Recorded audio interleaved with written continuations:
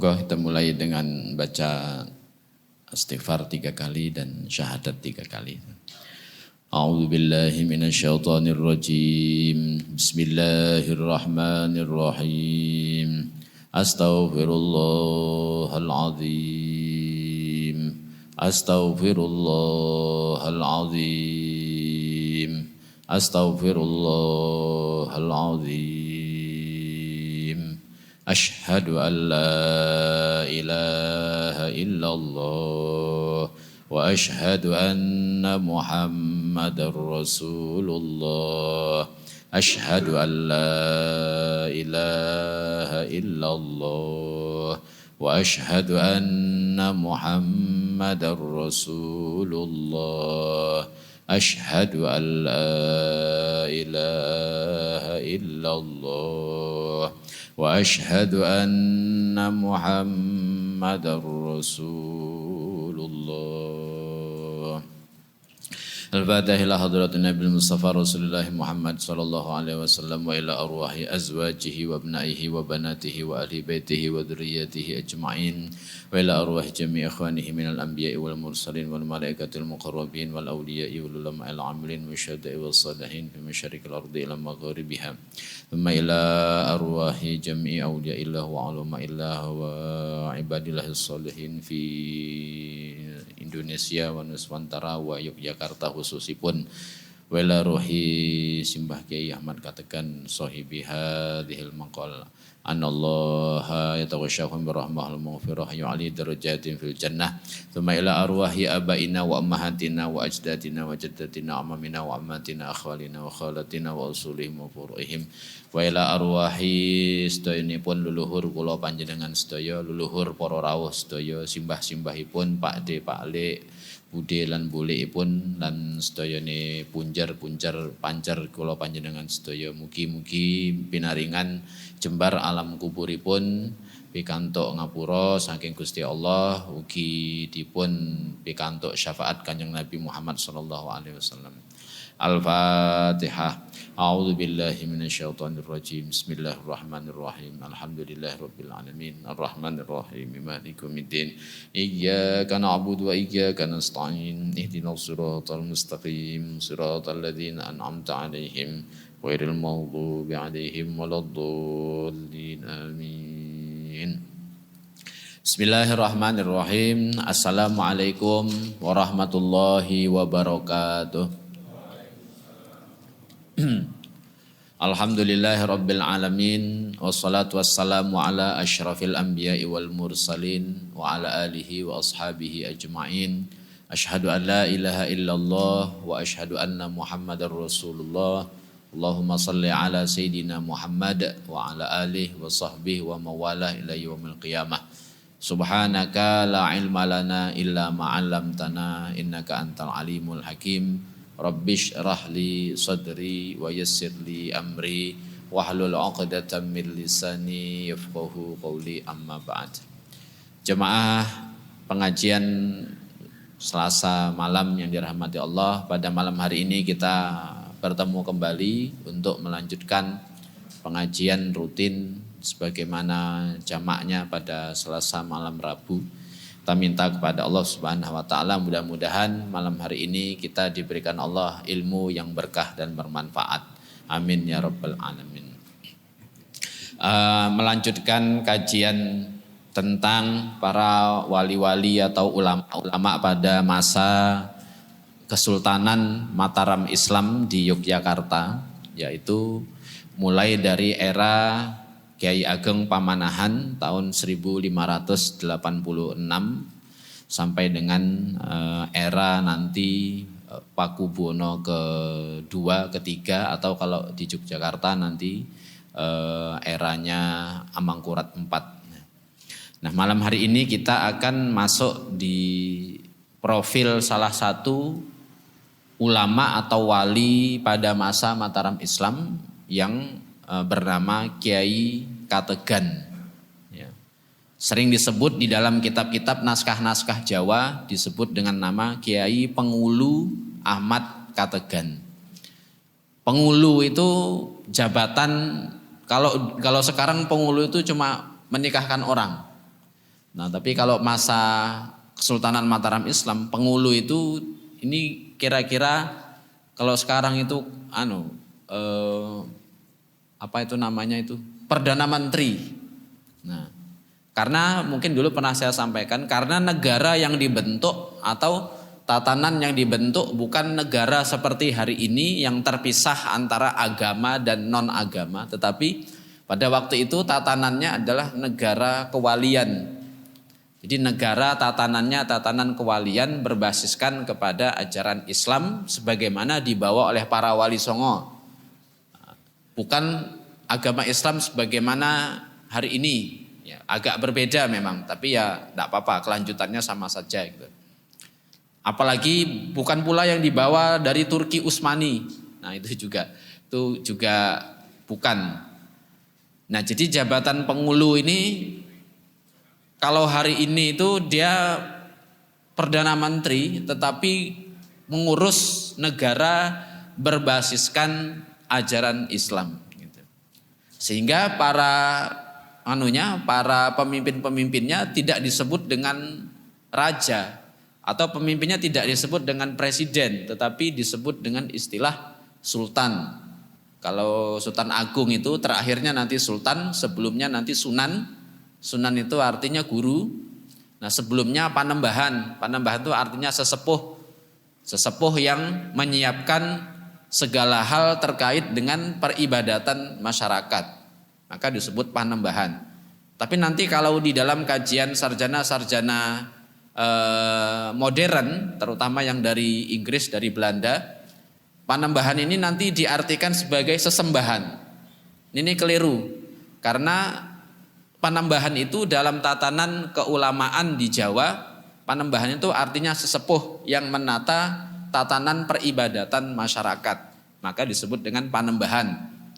Sehingga ketika Mataram Islam didirikan pertama kali sebagai sebuah institusi kerajaan, Panembahan Senopati itu tidak bergelar sultan, gelarnya hanya panembahan. Karena beliau ini melambari atau mendasari berdirinya tatanan yang berdasarkan Islam sebagaimana dibawa oleh para wali songo. Nah, kalau Panembahan Senopati itu nanti masih ketemu dengan Sunan Kalijogo. Nah, tetapi pada masa setelahnya nanti, sebenarnya malam hari ini tadi saya sempat berpikir mau membicarakan Panembahan Hanyokroowati, anaknya Panembahan Senopati yang nanti jadi Sultan Mataram Islam kedua. Tetapi datanya saya belum punya banyak data, nanti kalau udah banyak baru ngomongkan itu. Nah, sekarang kita masuk di salah satu ulama sesepuh Pengulu pada masa Sultan Agung. Masa Sultan Agung ini Bapak-bapak Ibu-ibu ini kira-kira tahunnya 1613 sampai dengan 1645. Jadi kurang lebih 400 tahun yang lalu. Nah, ini Sultan Agung, beliau ini bernama, ulamanya ini, pengulunya ini bernama Kiai Kategan. Kalau di dalam kitab-kitab nanti disebut dengan Kiai Ahmad Kategan atau Kiai Pengulu Kategan. Nah, jadi ada 3 tokoh utama pada masa Sultan Agung yang nanti disebut dengan Tri Pandurat. Tokohnya ini ya kelasnya kelas ulama besar atau kalau dalam istilah pada masa itu disebut dengan wali besar. Pertama Sultan Agung sendiri, yang kedua Tumenggung Singoranu. Tumenggung Singoranu ini nanti ikut menyerbu VOC ke Batavia tahun 1629. Jadi Tumenggung Singoranu ini nanti satu lagi baru Kiai Kategan, ada 3. Ini disebut dengan Tri Pandurat atau 3 orang yang menjadi sandaran tatanan jagat raya pada waktu itu. Disebut dengan Tri Pandurat. Yang pertama Sultan Agung sendiri, yang kedua Tumenggung Singoranu, yang ketiga Kiai Ahmad Kategan. Nah, kita kirim Fatihah untuk 3 tokoh ini. Lin Nabi walahumul Fatihah. A'udzubillahi minasyaitonirrajim. Bismillahirrahmanirrahim. Rahmanir-Rahim Malikum Yaumiddin Iyyaka na'budu wa iyyaka nasta'in Shiratal mustaqim Shiratal ladzina an'amta 'alaihim ghairil maghdubi 'alaihim. Nah, pada waktu itu Kesultanan Mataram Islam ini sama ada juga kelanjutan wali-walinya. Jadi kalau pada masa Demak itu nanti ada sebutan Wali Songo. Di masa Sultan Agung itu nanti ada juga walinya, bahkan jumlahnya tidak hanya 9 tetapi 10. Salah satunya nanti ini Kiai Ahmad Kategan, Kiai Juru Kiting, Panembahan Juminah, pamannya Sultan Agung sendiri. Kemudian Panembahan Pekik ini cucunya Sunan Ampel. Cucunya Sunan Ampel yang nanti dijadikan mantunya Sultan Agung. Kemudian Panembahan Juru Mayem atau Kiai Juru Kiting, makamnya di Gambiran. Nah, kemudian Panembahan Ngawonggo, Klaten. Kemudian Panembahan Kajoran di Klaten juga. Kemudian Pangeran Tembayat atau Sunan Tembayat ketiga di Bayat. Gitu. Yang ketiga tapi kalau yang pertama ada, yang kedua ada, yang ketiga ada. Ada 10 orang yang menjadi orang-orang yang mengawal perjalanan negara. Nah, kira-kira begitu. Jadi negara ini dikawal pada masa itu oleh 10 wali. Nama-namanya tadi sebagaimana kita sebutkan. Nah, salah satunya adalah tadi Kiai Ahmad Kategan atau Kiai Penghulu Kategan. Nah, Kiai Ahmad Kategan ini dalam catatannya H.J. de Graaf, ini kalau Bapak Ibu membaca buku Puncak Kejayaan Mataram itu nanti disebut sebagai imam-imam Arab. Tetapi karena mulutnya, jadi ada kunjungan dari utusan VOC ke keraton Kesultanan Islam Mataram. Keratonnya sekarang kalau Bapak Ibu mau lihat sisa-sisanya di Kerto, Pleret, Kanggotan, perempatan Wonokromo kalau dari sini ke kiri. Nah terus dikit nanti ada tulisan Dusun Kanggotan. Nah belok itu, terus paling ujung itu sisa Keraton Kerto, namanya Keraton Kerto di situ. Sisa-sisanya hanya ompak-ompak sama runtuhan batu bekas istana. Nah itu keratonnya di situ. Jadi ada utusan VOC datang ke situ, kemudian menyaksikan ada seorang ulama tertinggi. Tetapi, nah ini nama anunya kesaksi yang bersaksi dari orang Belanda, namanya Balthasar van Enhoven. Jadi Balthasar van Enhoven ini datang ke Keraton Kerta menyaksikan ada seseorang ulama tertinggi. Tapi karena lidahnya nggak bisa menyebut Kategan, maka dia mengucapkannya Kalifagivan. Gitu. Memang ilatnya londo ini rada angel. Yang paling gampang ilatnya untuk diotak-atik itu ilatnya orang Indonesia. Orang Indonesia itu disuruh baca Quran itu bisa fasih melebihi orang Arab. Nah, bahkan kalau ngomong sekarang itu ada kalimat-kalimat Arab yang sebenarnya orang Arab sendiri nggak pernah bicara itu. Misalnya qadarullah. Nah itu. Jadi orang-orang Arab sendiri aja kadang-kadang nggak pernah ngomong gitu. Tapi orang-orang Indonesia itu bisa berbicara begitu gitu. Nah karena nggak bisa menyebut, maka si Balthasar van Enhoven ini mengatakan seorang imam tertinggi namanya Kalifagivan. Ini laporan tahun 1615. Nah kemudian oleh de Graaf ini diperbaiki, katanya Kalifagivan ini Qadhi Fahruddin. Lebih nggak cocok lagi. Jadi karena nggak tahu namanya, maka nanti Kategan ini bukan nama asli, ini nama Bapak Ibu. Jadi kita ke belakang sebentar ya. Di Jawa itu paling tidak para wali-wali itu punya 3 nama. Nama Arab, nama Cina, dan nama Jawa. Jadi setiap wali itu punya nama 3. Sehingga nanti karena ada nama Cinanya, ada salah satu sarjana Indonesia yang mengatakan bahwasannya Wali Songo itu keturunan Cina. Bukunya ada itu. Judulnya Arus Tionghoa, Cina dan Jawa. Arus Tionghoa Islam Jawa gitu. Tidak, karena kehidupannya mau nggak mau kalau dilihat dari jalur perdagangan, orang yang mau masuk ke Cina itu memang masuk ke Nusantara dulu.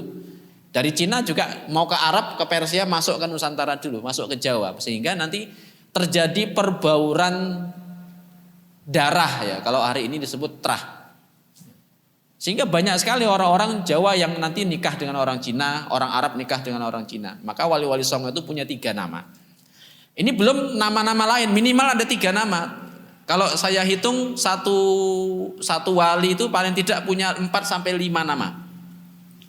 Sunan Kalijogo itu nanti disebut dengan Kalijogo, nanti disebut dengan Lukojoyo, nanti disebut juga dengan Joyoprono, nanti disebut juga Kondo Buwono, nanti disebut juga dengan Syekh Maloyo gitu.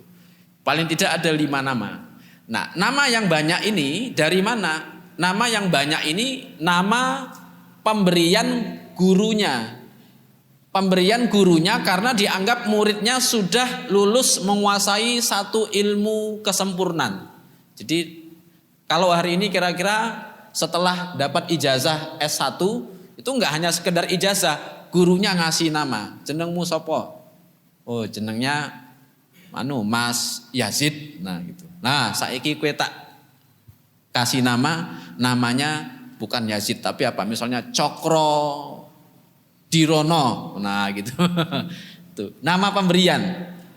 Nama pemberian ini menandakan bahwa seseorang ini memiliki keahlian menurut makna nama itu. Nah, misalnya gini. Dr. Wahidin Sudiro Husodo. Itu berarti ini dokter, soalnya namanya Sudiro Husodo. Husodo itu artinya penyembuhan-penyembuhan. Maka dia tukang menyembuhkan orang. Gitu. Jadi diberikan nama sesuai dengan keahliannya dan kemampuan-kemampuan yang dia miliki gitu. Nah, Sunan Kalijogo itu disebut dengan Syekh Maloyo ketika nuntut ilmu ke Pasai, ke Aceh. Nuntut ilmu ke Pasai, sampai sana dikasih nama Syekh Maloyo.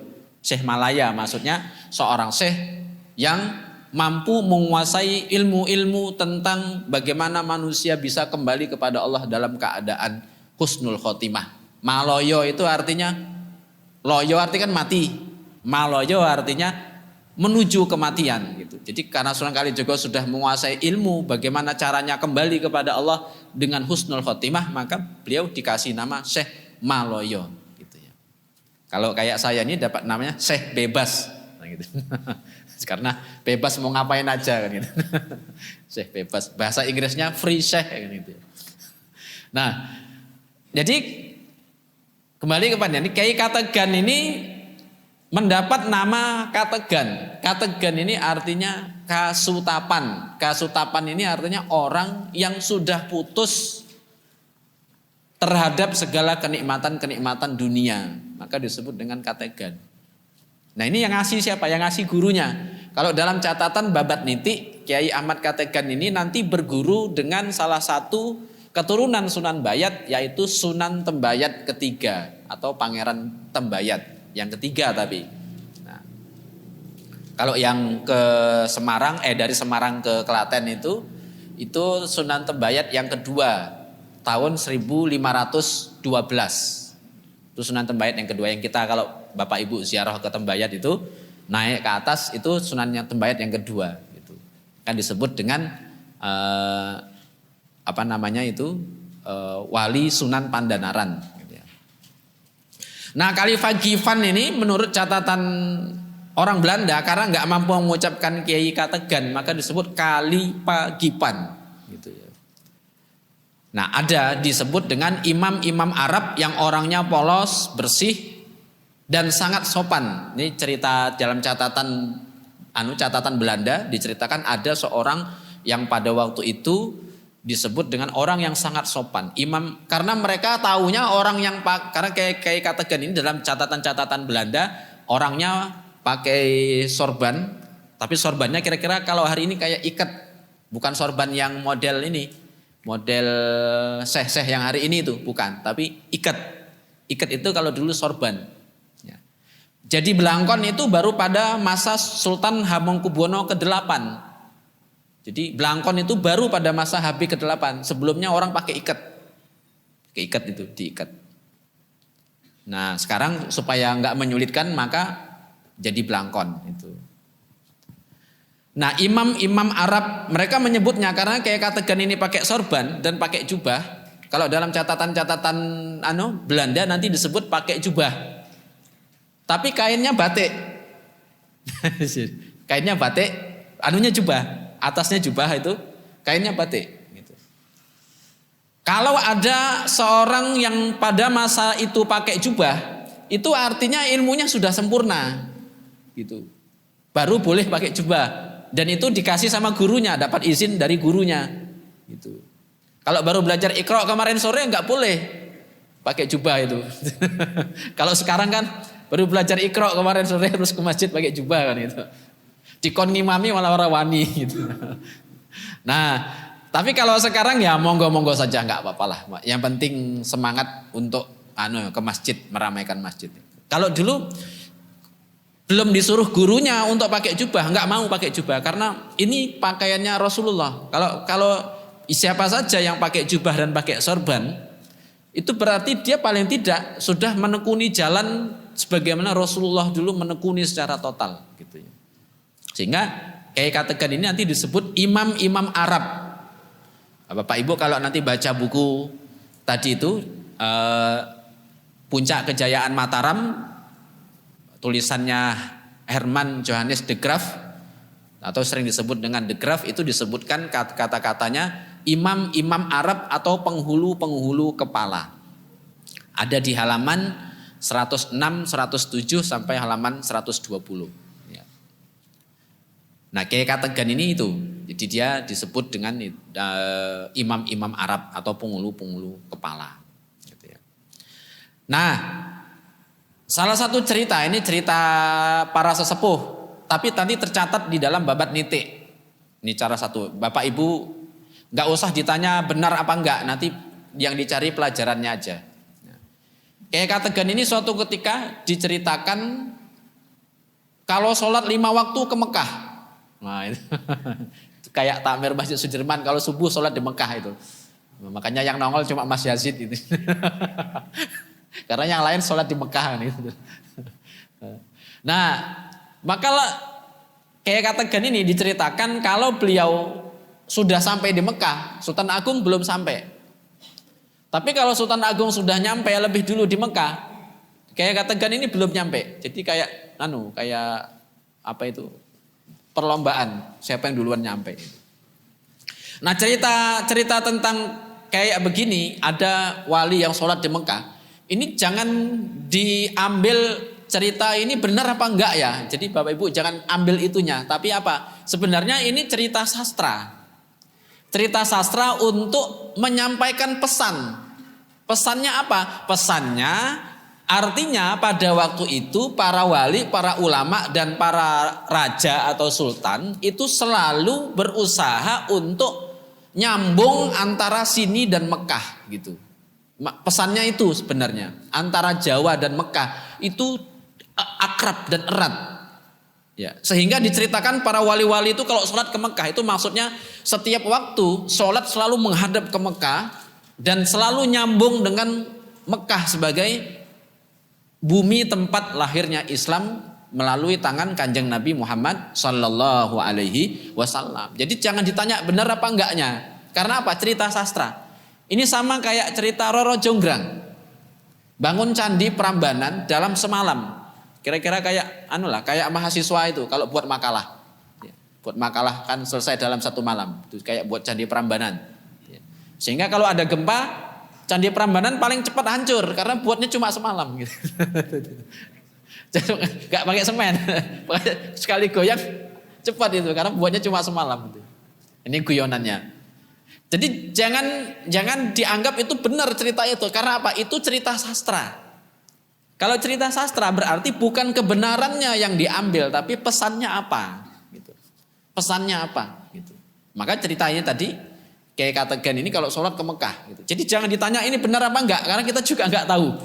Tapi ambil pesannya. Pesannya apa? Oh berarti para wali, para ulama, para raja pada waktu itu selalu ingin nyambung.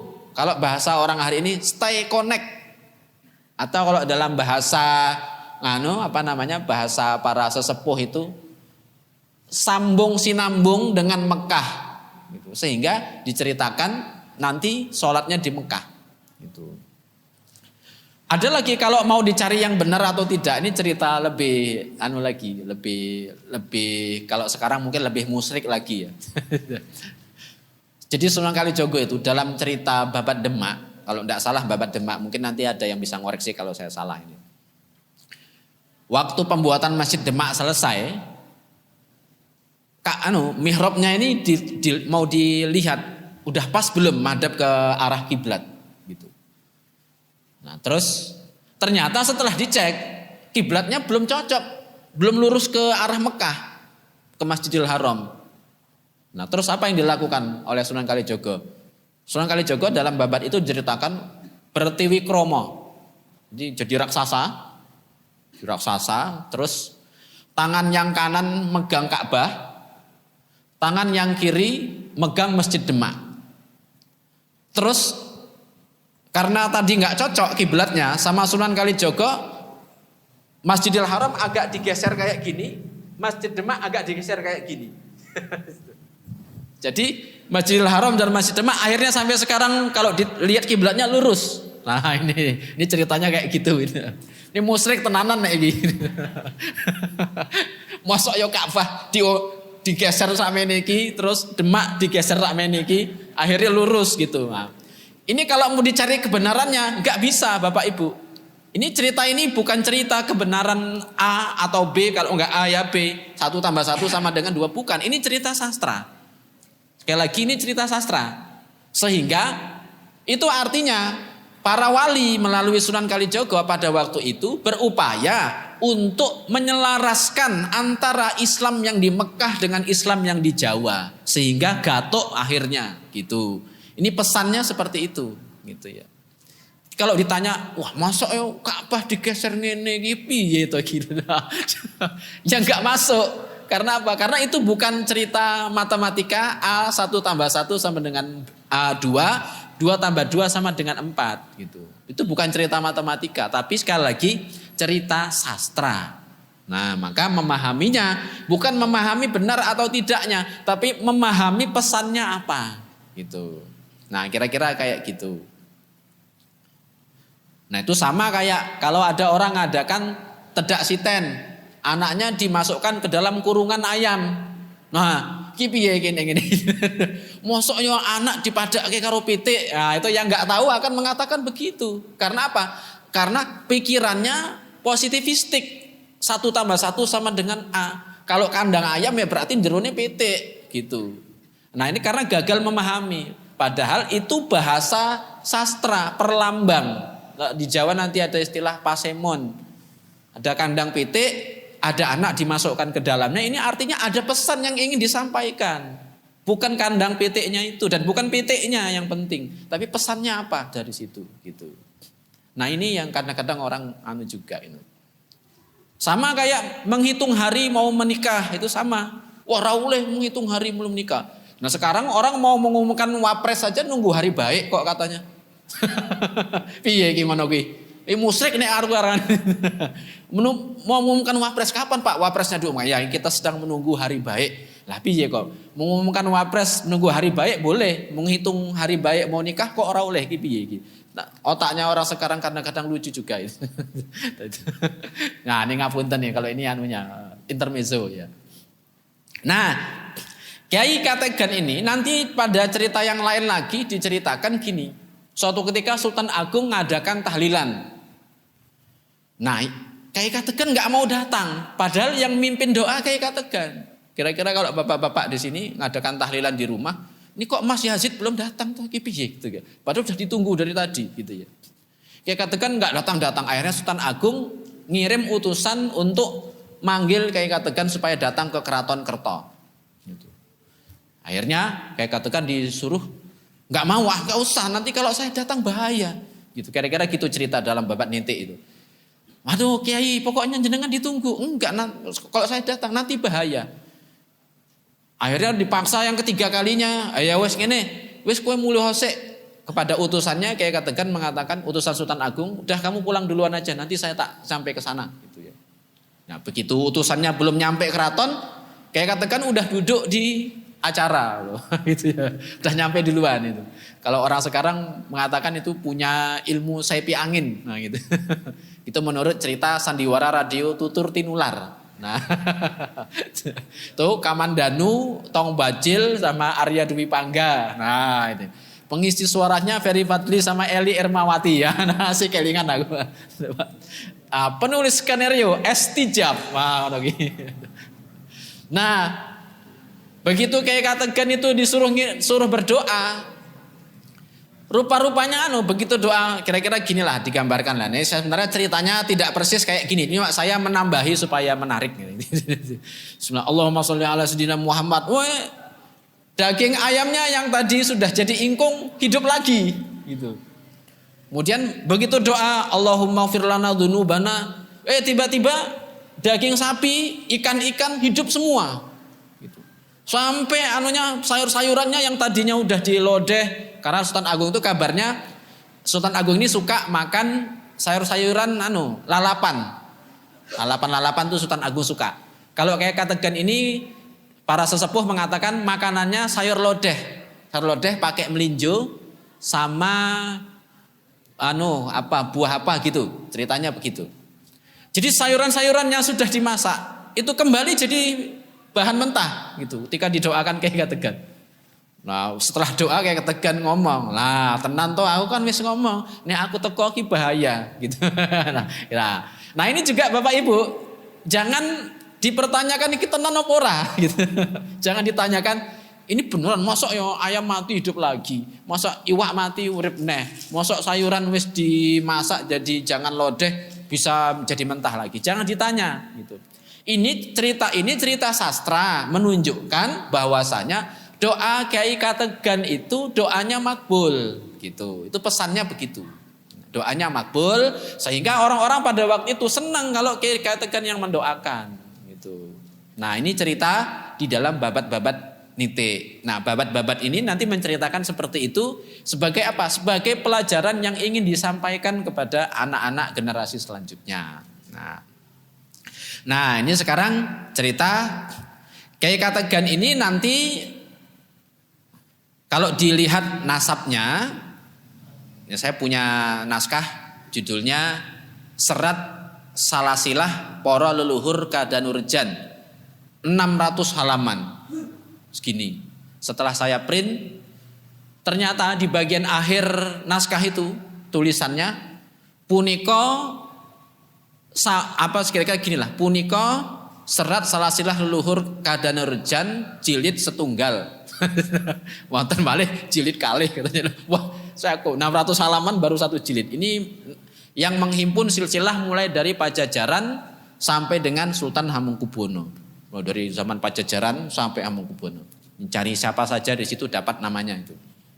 Nah, saya kebetulan dapat dokumennya dan saya print ternyata 600 halaman.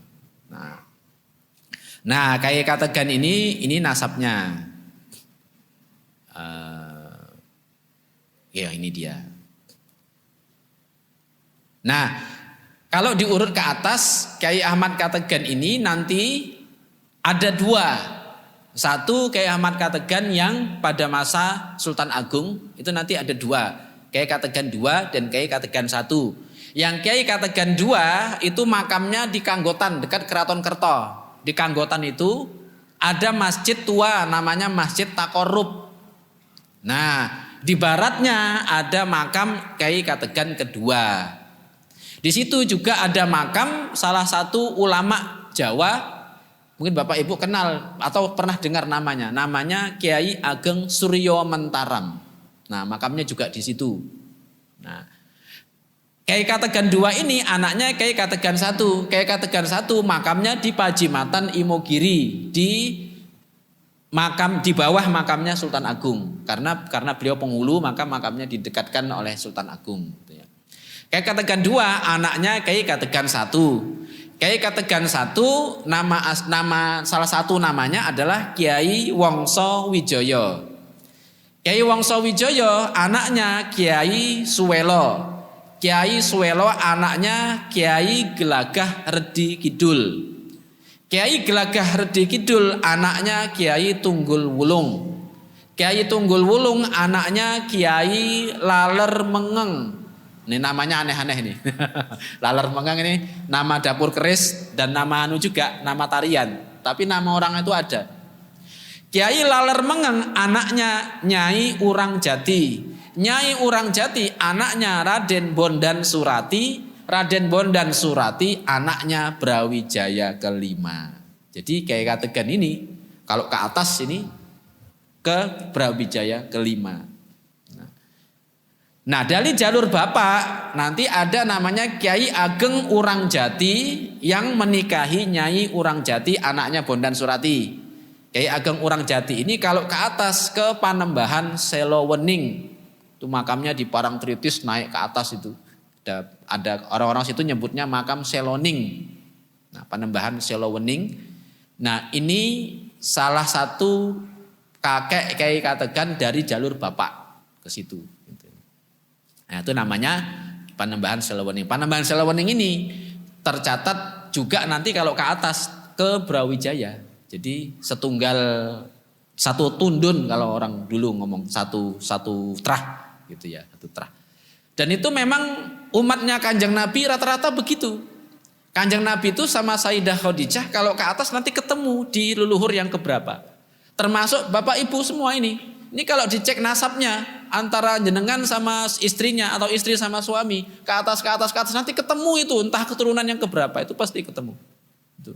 Kenapa? Karena ruh itu akan ketemu dengan ruh yang sudah saling kenal mengenal sejak di alam ilahiyah. Ini hadisnya Kanjeng Nabi begitu. Al arwahu junudum mujannadah.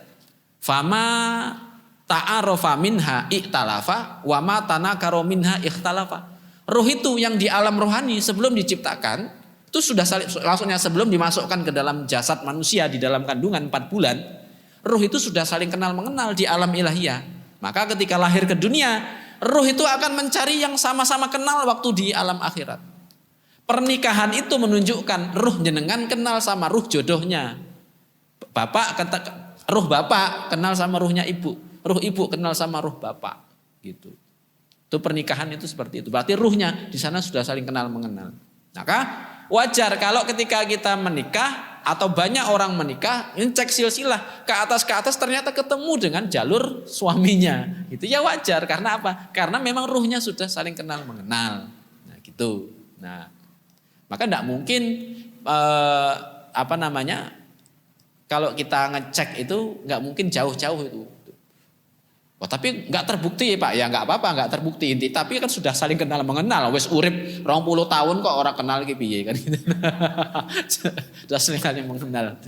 Wes ngerti jalan bapak-bapak ini kan kalau pulang ke rumah nggak perlu Sherlock Bu. Leres mboten Bu nggih. Leres nggih. Kan nggak perlu di Sherlock. Mbok aku di Sherlock lali omah ya tidak mungkin. Wes saling kabeh omahe kan gitu. Udah ingat semua. Karena apa? Karena sudah saling mengenal ruhnya.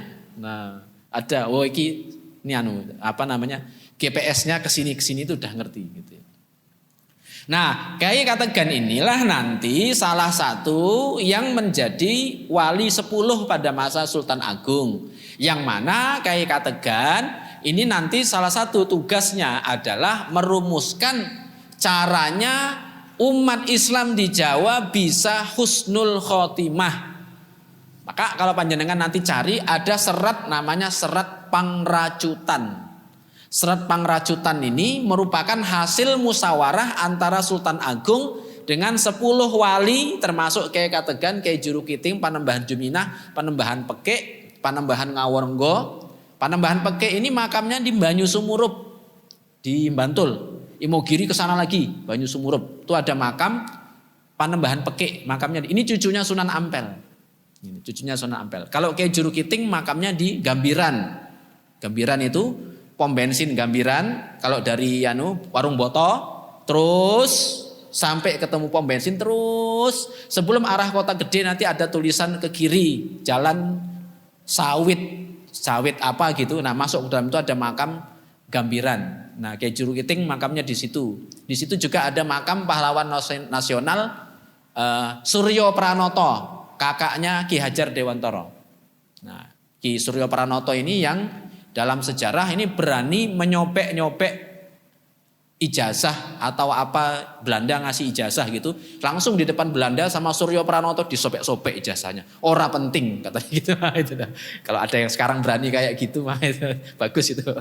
Ya eman-eman mesake wong tuane nyekolahke larang ya. Masuk ijazah itu sobek-sobek kan gitu.